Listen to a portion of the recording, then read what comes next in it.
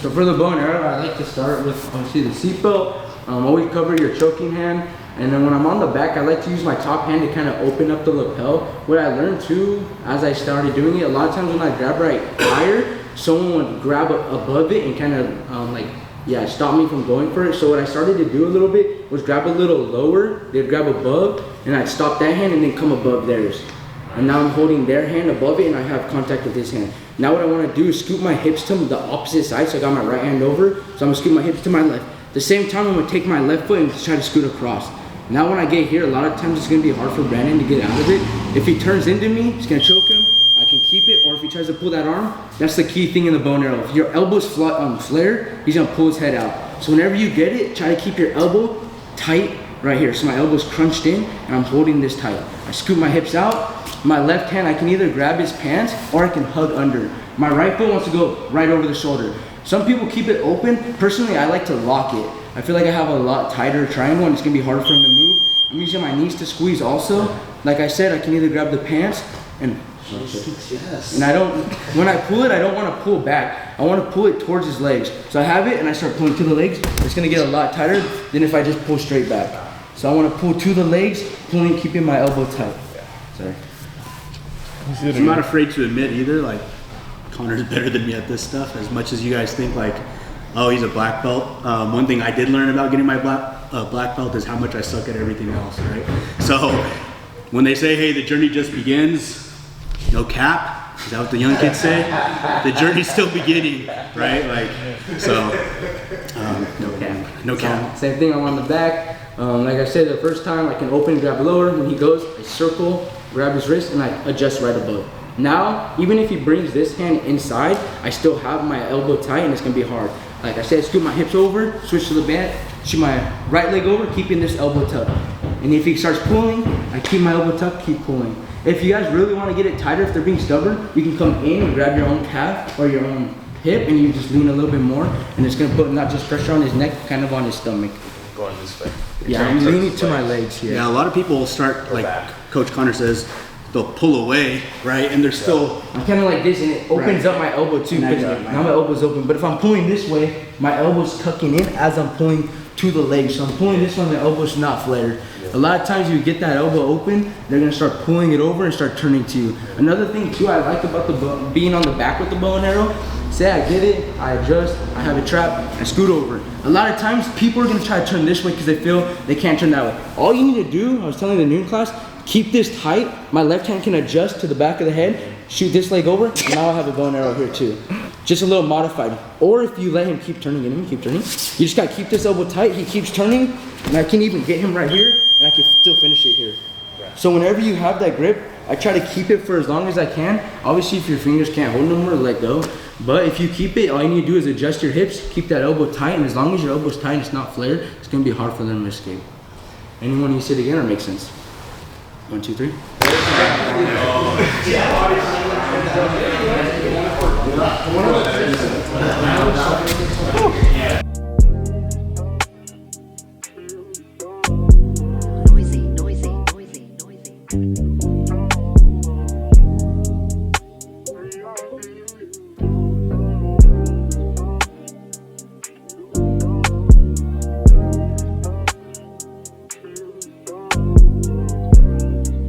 Is that forbidden technique or just judo? No, it's pretty bidden. Look on your back, right away you want to go to the non-choking arm, right?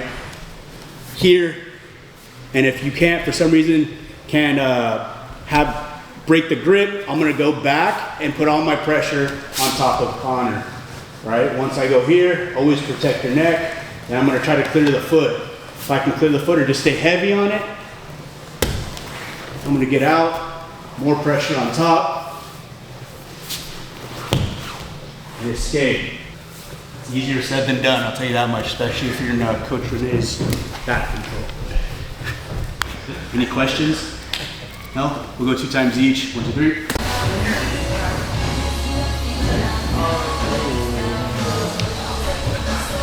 Good arm bar.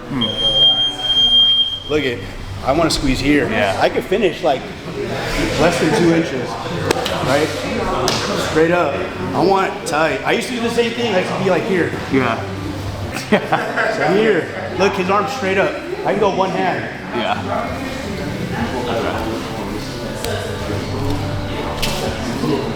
Pass this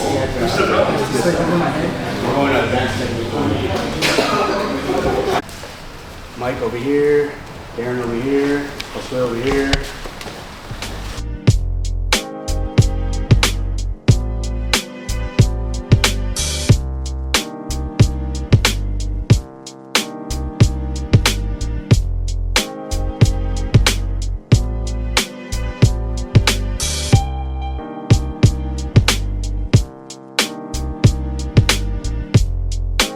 Hey, seatbelt, seatbelt, seatbelt. Nice, seatbelt.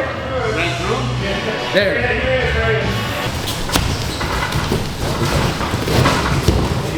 Oh.